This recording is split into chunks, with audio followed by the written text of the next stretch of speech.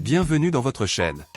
Aujourd'hui, on va cortiquer une petite question d'arithmétique. L'idée, c'est de trouver tous les couples d'entiers qui sont premiers entre eux. C'est ça le terme. Exactement. Et dont le produit fait 150. Et oui, le point clé, c'est vraiment cette condition premiers entre eux. Qu'est-ce que ça veut dire déjà premiers entre eux?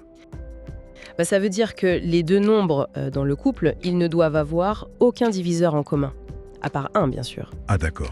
Alors, la première étape, il faut décomposer 150. 150 égale 2 fois 3 fois 5 au carré. Et ça nous aide comment? À partir de là, on peut trouver tous ces diviseurs de manière systématique. Chaque diviseur, ça va être une combinaison de ces facteurs. 1, 2, 3, 5, 6, 10, 15, Oui. 25, 30, 50, 75 et 150 lui-même. 12 diviseurs en tout. C'est ça. On a notre liste de candidats pour former les paires AB. Tels que A fois B égale 150. Ça, c'est la première condition. Exactement. Et la deuxième, c'est qu'ils soient premiers entre eux. Alors, si je prends 10 et 15, 10 fois 15, ça fait 150. Mais est-ce qu'ils sont premiers entre eux? Regardons leur facteur premier, justement. 10, c'est 2 fois 5. Oui. Et 15, c'est 3 fois 5. Ah, ils ont 5 en commun. Exactement. Donc ils ne sont pas premiers entre eux. Leur PGCD, c'est 5. Donc cette paire 10-15, elle ne compte pas pour notre objectif. Ok, je vois. Il faut chercher les paires où les facteurs premiers de A et les facteurs premiers de B sont complètement différents. Aucune brique en commun. Alors, quelles sont les paires qui marchent?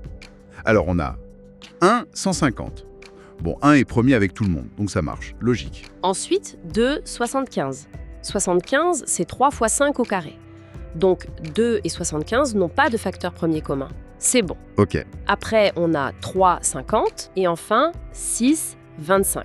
6, c'est 2 fois 3 et 25, c'est 5 au carré. Encore une fois, aucun facteur premier en commun. Super. Donc on a ces 4 paires.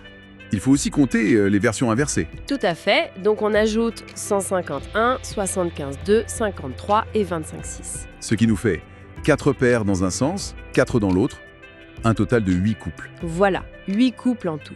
Et ça colle avec la réponse C, donc mission accomplie. On a suivi la méthode et trouvé 8. Exactement.